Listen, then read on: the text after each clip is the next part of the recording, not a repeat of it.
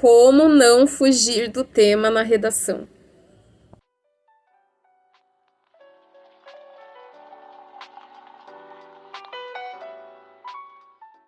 Pessoal, dica para esgotar o assunto que está sendo pedido no tema, sem fazer nada muito amplo, nem muito estrito, para que você consiga exatamente a amplidão que o tema exige dentro da redação do Enem. Eu vou dar aqui para vocês 3 exemplos. Um dos pontos muito importantes quando a gente fala de redações de vestibulares, redações de Enem, é esgotar o assunto conforme está sendo pedido no tema. Você não pode falar nem muito, nem pouco sobre o assunto. É claro que em qualquer assunto a gente tem uma amplidão de coisas que podem ser abordadas. E como que a gente faz para limitar isso? A gente olha para o tema e a gente olha para o que ele está pedindo. Então vamos lá. Eu vou dar 3 exemplos aqui para vocês de temas anteriores de redações do Enem. O primeiro exemplo que eu vou dar para vocês é aqui do tema de 2014, publicidade infantil em questão no Brasil. Então, olhem só, aqui a gente tem 3 coisas: publicidade, publicidade infantil e publicidade infantil no Brasil. E aí, o que a gente faz então? Dentro desse tema a gente pode falar, para abranger tudo que está sendo pedido no tema, que é publicidade infantil em questão no Brasil. Se não me engano, inclusive, os textos de apoio desse ano trouxeram exemplos de como a publicidade infantil é regulamentada em outros países, porque ela é uma questão que envolve orçamento familiar, que envolve também a forma como as crianças são criadas e veem o mundo. E aí, nesse sentido, a gente pode falar, então, da publicidade, dos horários que as coisas passam na TV. A gente pode falar também sobre como essa regulamentação acontece no Brasil, como ela poderia acontecer, uma proposta de intervenção, como a gente poderia regular esses horários, esses programas destinados para as crianças. Então, dentro disso, você pega essa restrição que o tema já coloca no assunto, você vai falar não só de publicidade, não só de publicidade infantil, mas você vai falar de publicidade infantil no Brasil, em questão no Brasil, e aí esse em questão é muito importante, porque qual que é o ponto de vista que a gente vai usar? É o questionamento do quão saudável é a publicidade infantil para a criança e para as famílias. Inclusive, teve muita gente que saiu, exemplos de gente que saiu do tema. A gente começou a falar sobre abuso infantil, sobre punir os pais pela má criação dos seus filhos. Isso não tem nada a ver com o que está sendo pedido no tema. Então, primeiro exemplo foi esse. Segundo exemplo, vou dar o de 2015, que é a persistência da violência contra a mulher na sociedade brasileira.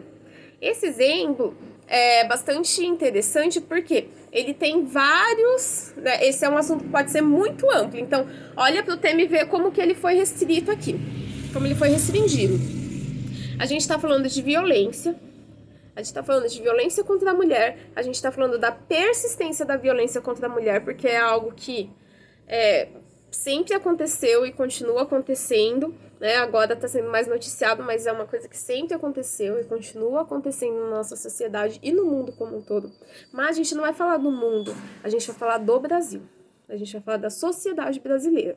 Então, olha só, ele pegou esse tema que pode ser muito amplo e restringiu pra gente. A gente vai falar da persistência, da violência contra a mulher na sociedade brasileira. Aqui a gente pode falar, é claro, sobre a construção cultural do Brasil, sobre como o papel da mulher na sociedade, como ele vem mudando, né? Durante todo o século XX, a gente viu grandes mudanças e agora no século XXI também a gente continua vendo, né, esses debates sobre o feminismo, sobre o papel da mulher na sociedade sempre no centro das atenções hoje em dia, né, que é uma mudança muito recente. A gente pode falar sobre os dados.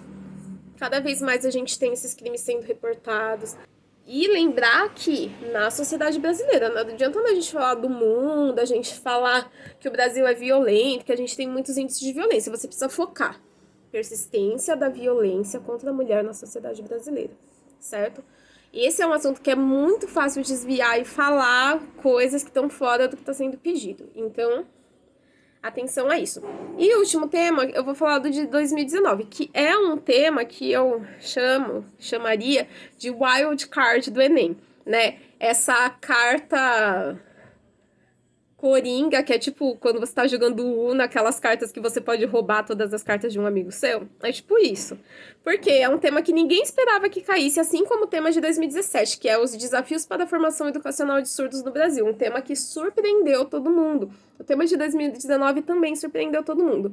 E aí, quando a gente fala desse assunto, vejam só. Aqui a gente tá falando de cinema, acesso ao cinema, democratização do acesso ao cinema e no Brasil. Os temas do Enem sempre vão ser sobre a sociedade brasileira, sobre como aquilo está acontecendo dentro do Brasil. Que a gente pode falar do cinema, das produções brasileiras, de como elas são pouco divulgadas, de todas as polêmicas que a gente tem sobre isso. Só que olha só, a gente não tá falando só disso, a gente tá falando do acesso ao cinema.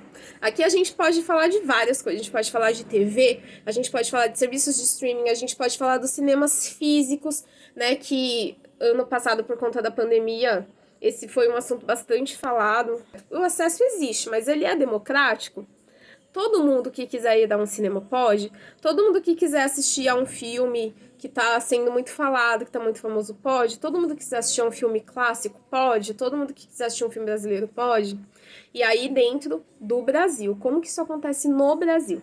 Perceberam como você pode usar o tema da redação para restringir o assunto e não sair falando tudo que vem na sua cabeça? Espero que vocês tenham gostado dessa dica. Se vocês tiverem alguma dúvida, alguma pergunta, podem comentar ou então mandar para mim por inbox. Um abraço, boa sorte, até mais.